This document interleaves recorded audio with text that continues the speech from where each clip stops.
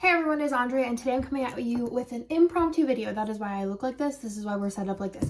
I wanted to show you what I am bringing on our trip to Disney. Me and Hannah are going to Disney, and y'all know we are board game girlies. Link down below. And I cannot go anywhere now without bringing games. So let me go ahead and show you what I am bringing with me in this little tiny but mighty bag. Okay, so this is no challenge, but you may call this cheating. I am also bringing a dice roller. As you're going to see, there's a lot of dice and loose things, and whenever you're on an airplane, it is a little hard to keep dice contained. So I recommend if you're going to be bringing roll and writes, which they are possible to do on airplanes, then bring yourself a dice roller. So that is just one that I got off of Amazon, and like I said in my last video, if you know of a cuter one, let me know in the comments down below, because this one is just so basic, but she works. Then I have this pouch, and I literally just went through to find a pouch that I had stuffed in a backpack, stuffed in a closet that says stuff on it. And this was from the Stony Clover and Target collab, and I just had never used it. So I am going to use it for my board game travels. There's another bag that I'm considering getting from Amazon that I will link down below. That's technically a lunchbox, but I think would work perfectly and keep things a little bit more secure. But let me go ahead and show you all the things that I have inside. The first game that I have in here is one that we probably won't play on the plane, but we would play at the airport and maybe other places, and that is Azul Mini. I think Azul Mini is such a great game for travel. It is quick, it is easy, and I love these little boards with the indents so your pieces don't fly around. Probably, like I said, wouldn't recommend doing on an airplane because if there's turbulence or one slight move, all of your tiles will go everywhere. But I think for an airport or whenever you're lounging at the hotel, this is perfect to just be able to pull out and play. So since I am traveling with two people, I have this, and if we play in the airport, I don't want the pieces like just loosey-goosey. I could have them in here, but there is also this tray that comes with the Azul Mini that I'm going to be bringing. And then I did just put all of the tiles in a little baggie that I had laying around.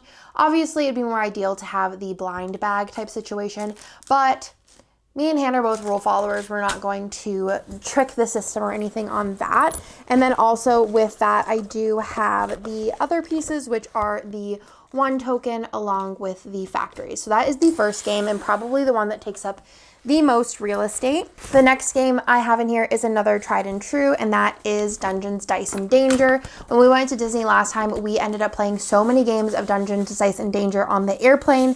We were able to play, I think, 2 full games, and it was like the perfect length. So I did, because we have more games, we only had brought this one before, but since we have more games, I only brought 2 of each sheet. So these are double-sided with different like scenarios and rules on each. And I also wanted to mention that I do download a how to play, just in case we have any quick questions, as well as the rules for most of the games. I download those on my phone as well, just to have and not have to bring more, paper with me. But these then can be thrown away, which are great. So just grabbed those. And then with that, I did also grab the Dungeons, Dice, and Danger dice, which I will be also using for the next game, as well as 2 mechanical pencils. I'm honestly debating, might go grab another 2 just in case they break, run out of lead, run out of eraser. I think it seems like a safe bet. I personally don't like bringing regular pencils because if they break, you're out of luck. So I will probably actually grab 2 more mechanical pencils. The next 3 games we have not played, but I figured let's throw them in here. If we get to them, we get to them, and if we don't, we don't. With these dice, I'm also going to be doing this game. I'm not even sure really what it's called. I'll leave it linked down below, but it's a free print and play. And basically you are rolling 3 dice and you have, I think 14, is it?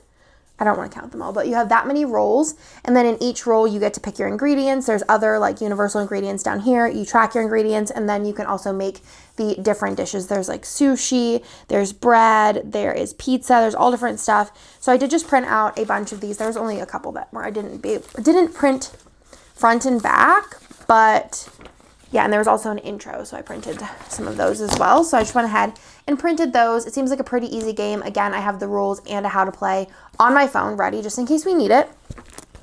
And then another game that involves dice is the Katan dice game. Hannah suggested me bring this since we haven't tried it yet, and it looks pretty simple. And there's 2 different kind of variations of play. There is Island 1, Island 2. Again, I have how to plays on my phone, but I couldn't find a really good instruction PDF, so I just grabbed these because it's pretty condensed. And then with that, I also do have the dice for that, and I just put them in an individual baggie.